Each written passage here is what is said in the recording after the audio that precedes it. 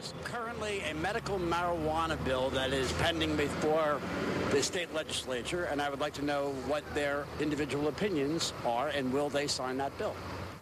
All right, Governor Corzine, this will go to you. I did a couple of calls on this one. It passed the Senate, medical marijuana. It's in the Assembly, a health committee. They don't quite jibe, but it's getting there. The gentleman's question. I'll sign the bill.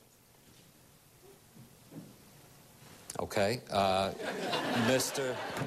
That's what his Daggett. question was. I'll sign the bill. Mr. Daggett? I'd want to see all the details of the bill, but I'm generally in favor of the bill as long as it can be targeted to the person who needs the medicine, as long as it can be done responsibly so that it doesn't get into the wrong hands.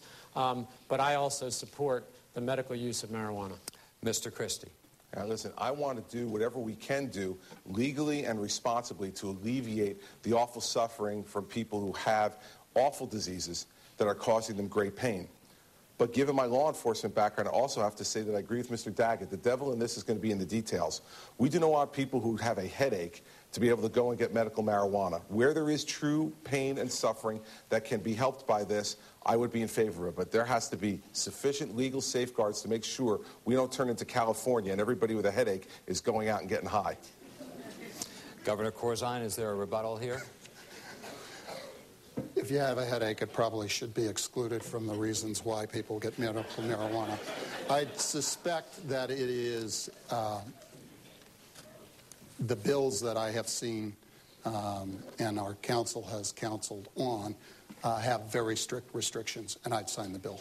And I will ask a follow-up here of Mr. Christie. You talked about the devil being in the details.